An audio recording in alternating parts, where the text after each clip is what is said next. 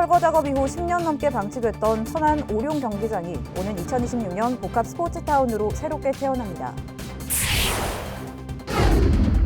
세종시민에 발휘되고 있는 공공자전거 어울링을 적재적소에 재배치할 수 있는 기술이 개발돼 이용 편의가 한층 개선될 전망입니다. 천안시가 지난달 10일 개최한 빵빵데이에 대한 상표 출원과 등록을 마쳤습니다. 세종 지역의 종합부동산세 납부 대상자와 부과액이 지난해와 비교해 크게 늘어난 것으로 집계됐습니다. 아산시가 조류 인플루엔자 유입을 차단하기 위해 복교천 등에 대한 방역을 강화하고 나섰습니다. 시청자 여러분 안녕하십니까? BTV 뉴스 특보입니다. 철거 작업 이후 10년 넘게 방치됐던 오룡 경기장이 복합 스포츠타운으로 탈바꿈됩니다. 오는 2026년 준공될 예정인데 원도심 활성화의 신호탄이 될 것으로 기대됩니다. 송용환 기자의 보도입니다. 8, 90년대 천안의 대표 체육시설이었던 오룡 경기장. 시설 노후화로 건물이 철거된 지 10년이 훌쩍 넘었지만 개발 계획은 깜깜무소식이었습니다. 오룡 웰빙파크 조성 사업이 추진됐지만 예산 부족 탓에 공사가 중단되기도 했습니다. 이런 가운데 지난해 12월 국토교통부 공모에서 오룡 경기장이 민관협력형 도시재생 리츠 사업 대상지로 선정됐고 마침내 23일 사업 착수식이 열렸습니다. 이번 사업으로 경기장 일대에는 빙상장과 수영장, 다목적 체육관 등의 체육시설이 들어섭니다. 또 687세대의 공동주택과 공원 등 복합 생활 문화 공간도 조성됩니다.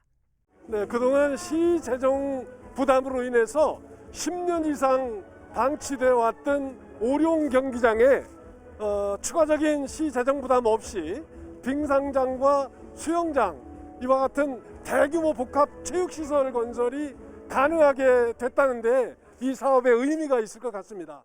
시는 오는 2026년 사업이 완료되면 원도심 활성화와 동서 균형 발전에 큰 도움이 될 것으로 기대하고 있습니다. BTV 뉴스 송용환입니다. 천안시가 지난달 10일 개최한 빵빵데이에 대한 상표 출원과 등록을 마쳤습니다.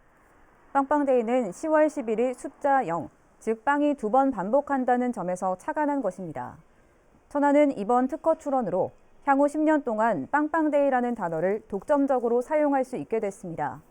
시는 이와 함께 빵의 도시 천안 브랜드 네이밍과 로고를 제작하고 있습니다.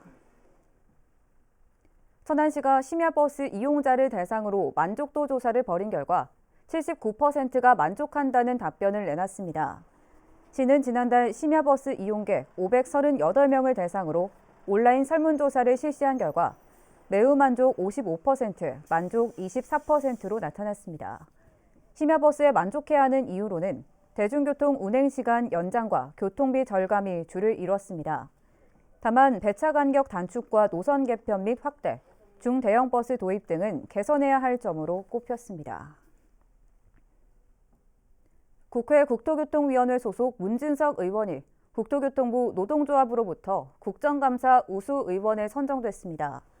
국토교통부 노조는 날카로운 질의를 통해 국토교통 분야 행정 발전과 미래 비전을 제시한 공로로 문 의원을 우수 의원으로 선정했다고 밝혔습니다. 문 의원은 올해 국정감사에서 개발이익 환수제도와 LH 공공주택 분양 건설 원가 정보 비공개 관행, 코레일의 부실한 노후 역사 관리 등을 질타해 관심을 받았습니다. 아산시가 조류 인플루엔자 유입을 차단하기 위해 방역을 강화하고 나섰습니다. 시는 전국적으로 AI가 산발적으로 발생하고 있고 복교천에서도 고병원성 AI 항원이 검출됨에 따라 가축 전염병 재난안전대책본부를 24시간 가동하고 있습니다. 또 축산 차량 소독을 위해 거점 소독시설 2곳과 30만 수 이상 가금 대규모 사육농장 입구에 통제초소 1곳을 운영하고 있습니다. 세종시 공공자전거 어울링은 이용 시간대나 대여소별로 시민들의 이용량이 천차만별인데요. 그만큼 적재적소에 어울링을 재배치하는 게 이용 편의를 높이는 핵심이기도 합니다. 세종시가 이런 환경을 가능하게 하는 기술을 개발해 현장에 접목할 계획이라고 합니다. 김우순 기자의 보도입니다. 세종 시민들이 애용하는 공공자전거가 된 어울링. 현재 3,540대의 어울링과 626개소의 대여소가 운영 중입니다. 운영의 핵심은 어울링이 한쪽에 집중되거나 부족하지 않도록 그때그때 재배치하는 것. 그동안은 현장 작업자의 경험에 의존해 어울링을 나르고 재배치하다 보니 이러한 작업에 일부 한계가 있었던 것도 사실입니다. 하지만 앞으로는 보다 체계적인 재배치가 가능할 전망입니다. 세종시내 모든 어울링 대여소의 적정 보유 대수를 실시간으로 예측할 수 있는 시뮬레이션 체계를 구축했기 때문입니다. 일명 디지털 트윈 기술인데 현실 세계를 가상 세계에 동일하게 구현해 모의 시험을 통해 결과를 미리 예측하는 방식입니다. 시민들의 그 어울링 이용 시간과 이동 거리, 그리고 대여 반납 위치 등의 디지털 트윈의 머신러닝과 시뮬레이션 기술을 활용하여 미리 예측함으로써 최적의 재배치 운영 시나리오를 도출하게 되었습니다. 쉽게 말해 빅데이터를 바탕으로 이용 수요를 과학적으로 예측하고 이를 근거로 시간대별 또는 대여소별로 적정 어울링 대수를 재배치할 수 있다는 설명입니다. 이를 통해 시민의 어울링 이용 편의성과 서비스 만족도가 한층 높아질 전망입니다. 한편 세종시는 디지털 트윈 기술을 활용해 다음 달까지 신도시 신규 입주 아파트 등을 중심으로 어울링 대여소 20개소를 추가로 설치할 계획입니다. BTV 뉴스 김우순입니다. 세종 지역의 종합부동산세 납부 대상자와 부가액이 지난해와 비교해 크게 늘었습니다. 국세청이 발표한 2021년 주택분 종부세 시도별 고지 현황에 따르면 세종시의 납부 대상자는 11,000명으로 지난해 7,000명 대비 2.8배 늘어 전국에서 대상자 증가폭이 가장 컸습니다. 또 고지된 세액은 259억 원으로 지난해 44억 원 대비 5.9배 올랐습니다. 한편 종합부동산세는 재산세 과세 대상인 주택이나 토지를 소유한 사람에게 부과하는 세금으로 현 정부 들어 부동산 가격이 급등하고 종부세율 등이 상향 조정되면서 부과 대상자와 세액이 크게 급증했습니다. 세종시와 CBS가 CBS 세종센터 건립을 위한 업무 협약을 체결했습니다. 이에 따라 앞으로 두 기관은 세종센터 건립을 위한 인허가 등 행정적 지원을 비롯해 지역 교육과 문화 분야 활성화를 위한 콘텐츠 제작에 상호 협력하게 됩니다. 한편 이번 협약으로 세종의 본사나 본부 건립을 목표로 세종시와 협약을 맺은 언론사는 모두 14곳으로 늘었습니다.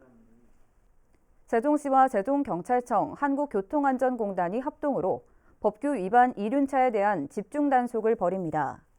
이번 단속은 이륜차의 인도 주행이나 신호 무시, 불법 튜닝 등의 고질적인 불법 행위가 어린이를 비롯한 보행자 안전에 큰 위협이 되고 있다는 지적에 따라 추진하게 됐습니다. 한편 앞서 지난 5일부터 어린이 보행자가 많은 아름동과 보람동 등 학원 밀집 지역을 대상으로 집중 단속을 벌인 결과 모두 43건의 법규 위반 행위가 적발돼 범칙금 또는 과태료 처분을 내렸습니다. 아산시는 오는 30일부터 다음 달 3일까지 내년도 평생학습관 프로그램을 이끌어갈 강사를 모집합니다.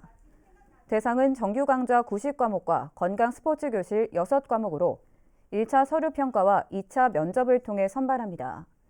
응시 자격과 제출 서류 등은 아산시 평생학습관 홈페이지 공지사항을 참고하면 됩니다.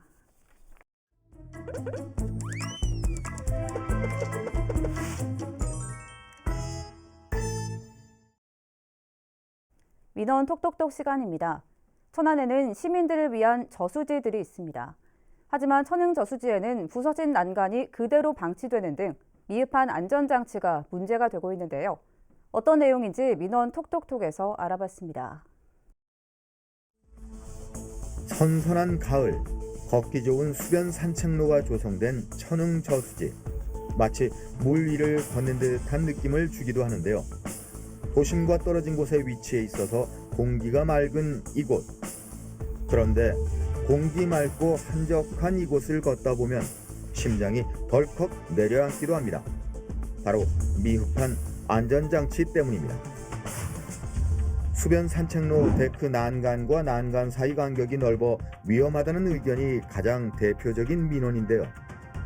성인도 발을 헛디뎌 넘어지면 위험하지만 특히 체구가 작은 어린아이들에게는 더 위험천만입니다. 게다가 수변로의 다리가 약해서 걸어 다닐 때마다 나는 삐거덕 소리에 시민들은 불안함을 느낍니다. 한 개 더 해야 되는 게 그래야지 안 위험하지. 이거 애들 이렇게 물 쳐다본다고 갖다 저기다 낼때 떨어지면 어떡해. 저기는 이 토사가 자꾸 밀려 내려와가지고 저수지가 지금 자꾸 미어지고 있어요. 이게 그런 데다가 이거 갖다가 저 한다고 해놨는데 발톱 요만한 거 세멘트 저기 놓고서 그렇게 하고 이거 기둥을 세운 거거든. 그런데 장마가 지니까 그 모래가 다 실려갖고서 그냥 자빠지는겨. 저쪽에 그냥 모래가 실려갖고. 그러니까 모래가 일려다 들어오니까 넘어갈 수밖에 더 있어요. 천흥저수지는 일전에도 수변 데크로드가 휩쓸려 보강을 한 적이 있는데요. 20년 9월 계속된 집중호우로 데크가 16m가량 휩쓸린 것입니다. 천흥저수지의 수변 데크로드는 국비와 시비를 합해 총 28억 원가량의 비용을 들여 19년 8월부터 20년 3월까지 공사를 마친 달입니다. 시에서는 집중호우로 인한 문제를 하자로 보긴 어렵다고 주장했지만 수변로의 시공이 끝난 후 지지대의 접합 부위가 어긋나 있어서 불안하다는 민원을 제기했던 시민들의 반응을 살펴보면 의문스럽습니다. 시에서는 시공사 측이 아닌 자체 유지 보수비로 보수공사를 진행했습니다. 하자 보수 기간인 2년이 지나지 않았지만 2021년 현재도 시작부터 삐그덕거렸던 수변로의 문제점이 시민들의 민원을 통해 속속들이 드러나고 있습니다. CCTV의 부재 또한 문제로 꼽혔는데요. CCTV는 사고가 난 후 정황 파악을 위해 또 사고의 예방을 위해 설치가 필요한데요. 업성저수지의 수변 생태공원에는 CCTV가 총 30대가 설치될 예정이고 직산 사문저수지에는 17대 정도가 설치되어 있습니다. 그러나 천흥저수지에 설치된 CCTV는 단 한 대도 없습니다. 이 밖에도 산책을 하던 시민들이 쉴 수 있는 의자, 밤길을 밝혀줄 조명과 가로등이 없고 노후된 시설로 화장실 이용 또한 불편합니다. 안전과 직결되는 문제의 중요성은 물론 편의시설을 통해 시민들에게 편안한 공간으로 자리 잡을 수 있도록 노력을 기울이는 것이 필요한데요. 시민들이 민원을 제기하고 천안시의회 의원들이 직접 현장을 방문하여 문제점을 확인하는 등 노력을 기울이고 있습니다. 지속적으로 민원을 제기해왔지만 제자리 걸음인 위험한 저수지. 천안시에서는 안전한 저수지를 만들기 위한 데크길 조성 사업을 진행할 예정입니다. 저희가 내년에 한 350m 정도 이제 좀 깊은 데 있잖아요. 예, 거기를 이제 지금 현재 3단인데 그 뜯어내가지고 4단으로 해가지고 이제 해가지고 하면 좀 튼튼하게도 하려고 그러거든요. 일단 그 깊은 구합만. 그 다음에 이제 구명 튜브도 이제 저희가 한 7개 정도 이제 설치하고 튜브도 없어가지고 현재 그렇거든요. 그러니까 내년에는 또 한 CCTV도 이제 저희가 한 개 정도 이제 상반기에 이제 설치할 예정이거든요. 그리고 현재 거기 이제 그 구간 있잖아. 무너진 구간은 내년에 이제 상반기에 다 이제 보강공사 할 거거든요.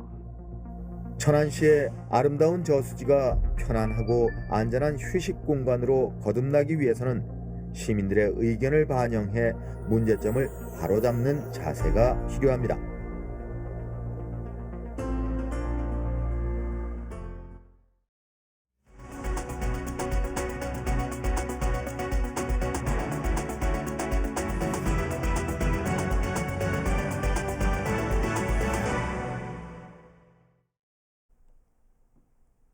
세종시 전이면 이성산성에서 백제시대 축조된 것으로 보이는 다각다층 구조의 건물터가 지금까지 확인된 것 중에서는 가장 온전한 형태로 발굴됐습니다. 백제 문화를 이해하는 데 매우 중요한 자료가 될 것으로 보입니다. 김우순 기자의 보도입니다. 세종시 전이면에 있는 금성산 정상부에서 무너져 내린 성곽의 모습이 뚜렷하게 보입니다. 고려 개국공신인 이도가 성을 쌓고 살던 곳이라에 이름 붙여진 이 성입니다. 세종시 제4호 지정기념물로 지난해 첫 시굴 조사를 통해 삼국시대 처음 축조된 성벽임을 밝힌 바 있습니다. 그리고 올해 추가 발굴 조사를 통해 백제시대 다각다층 형태의 건물터가 확인됐습니다. 이 성은 1단부터 4단까지 높이의 구조로 되어 있는데 그중 평탄지인 이곳 1단에서 온전한 형태로 모습을 드러낸 겁니다. 1단 건물의 구조는 중앙에 네모반 듯한 형태로 초석 12개를 놓고 외곽으론 30도마다 각을 주어 내진, 중진, 외진까지 3열로 초석을 놓아 12각을 완성했습니다. 이러한 초석 배열 형태를 볼 때 건물은 2층 이상의 다층 형태로 1층은 12각, 2층 이상은 네모반 듯한 방형 형태를 갖췄을 것으로 추정되고 있습니다. 12각 건물지가 이번에 확인이 됐는데요. 이 12각 건물지는 제2시설이거든요. 근데 이제 순천 금단산성에서도 12각 건물지가 나와서 제2시설로 돼서 국가사적으로 지정된 그런 사례가 있습니다. 그래서 상당히 중요한 그 건물지가 확인된 겁니다. 또 건물 축조 시기는 주변에서 발굴된 유물로 밀어볼 때 7세기 백제 사비기로 추정되며 향후 백제 문화를 이해하고 복원하는 데 매우 중요한 자료가 될 것으로 전문가들은 보고 있습니다. 백제 유적에서는 처음 확인되는 그러한 문양의 그 막쇠가 나왔어요. 그 막쇠의 그 형태에서 특이한 그 특징을 지니고 있기 때문에 새로운 아주 중요한 자료가 이번에 처음 나왔다고 이렇게 하겠습니다. 이 밖에도 4단의 성 가운데 2단과 4단에선 방형의 초석 건물지가 3단에선 점토를 활용한 저수시설이 있었던 점도 확인됐습니다. 이는 성내 위계에 따른 공간 구분을 의미하는 것으로 이 성이 전쟁에 대비한 목적뿐만 아니라 국가적 의례 행위 공간으로 사용됐을 것으로 추정됩니다. 산성에는 여러 가지 종교적인 시설 그리고 그 당시에 여러 가지 사회상을 알 수 있는 유적들이 확인되었습니다. 그리고 앞으로 이제 연구원에서는 그 추가적으로 그동안 이제 성벽에 대한 조사 그리고 전체 성내에 넣은 시설물들이 어떠한 역사적인 성격을 갖고 있는지에 대해서 좀 더 다각적으로 검토해볼 예정입니다. 한편 세종시는 내년까지 이 성에 대한 발굴 조사를 마치고 국가 지정문화재 등록 신청을 할 방침입니다. BTV 뉴스 김우순입니다. 세종시 보건환경연구원이 축산물 분석 숙련도 평가와 가축질병 진단 능력 평가에서 모두 적합 판정을 받았습니다. 연구원에 따르면 축산물 분석 숙련도 평가의 경우 10개 평가 지표에서 또 가축질병 진단 능력 평가의 경우 11개 지표에서 전 항목 적합 판정을 받았다고 밝혔습니다.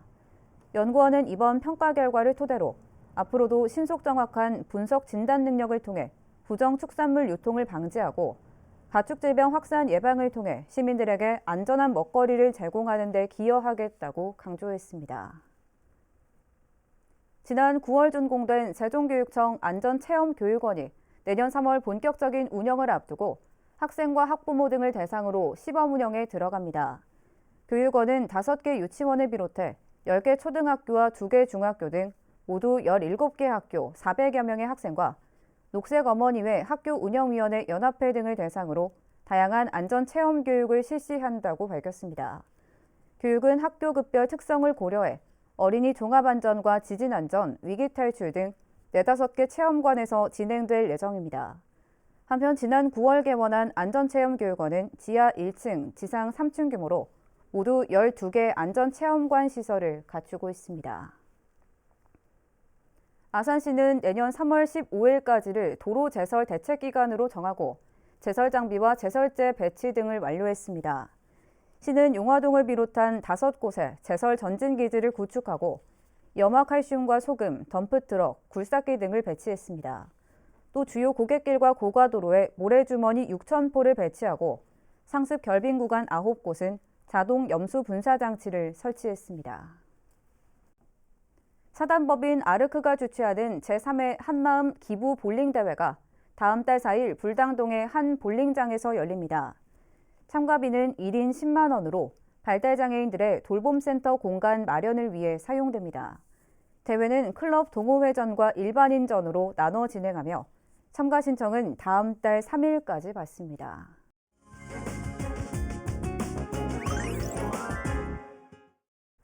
일상에서의 건강한 생활을 안내하는 알기 쉬운 건강상식 시간입니다.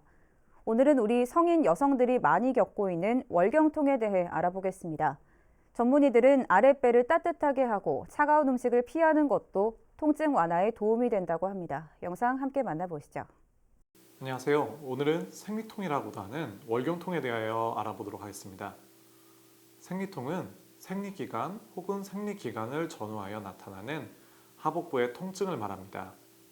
생리통은 프로스타글란딘과 같은 호르몬, 자궁에 분포하는 신경이나 혈관, 스트레스 등이 원인이 되어 발생할 수 있습니다.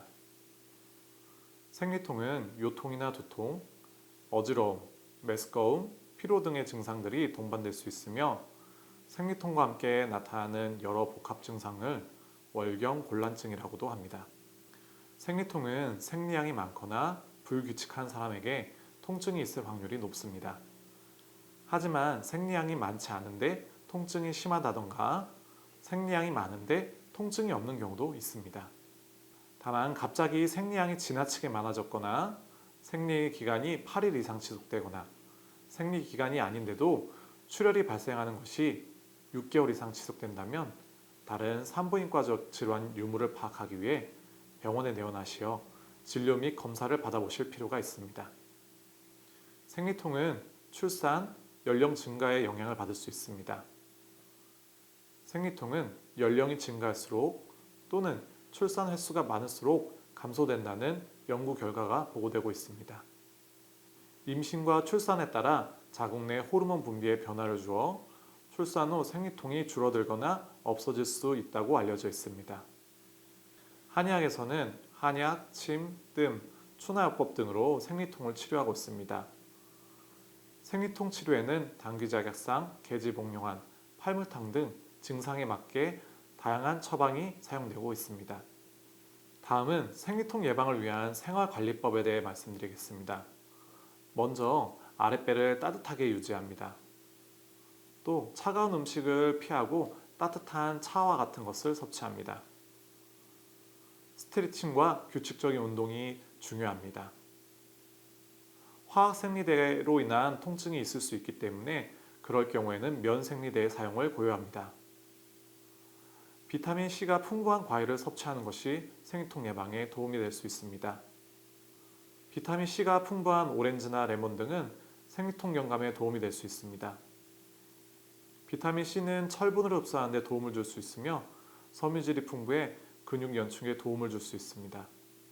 또한 초콜릿은 세로토닌과 엔도필 생성을 도와주는 성분이 있어 우울, 불안감과 같은 증상들을 낮춰주고 기분 전환에 도움이 될 수 있습니다.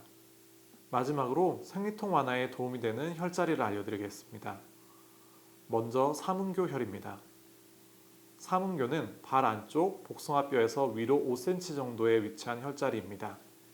여성 건강에 도움이 되는 3가지 경락이 모이는 혈자리로 생리통을 포함한 산부인과 질환에 많이 활용되는 혈자리입니다. 혈액순환에 도움을 주고 내분비 기능을 조절하는 혈자리로 생리통뿐만 아니라 하지부종, 수족냉증 등에도 효과적입니다. 두 번째로는 관원혈입니다. 배꼽에서 밑으로 손가락 4개 정도 떨어진 곳에 위치하고 있는 혈자리입니다. 관원혈은 예로부터 양기를 돋우는 자리로 생리통을 포함한 여성질환에 많이 쓰이는 자리입니다. 관원혈 부위를 주변을 시계 방향으로 쓸어주거나 관원혈을 포함하여 핫팩으로 하복부를 덮어서 따뜻하게 해주는 것도 도움이 많이 되고 있습니다. 이어서 우리 지역 구인 구직 정보를 알려드립니다.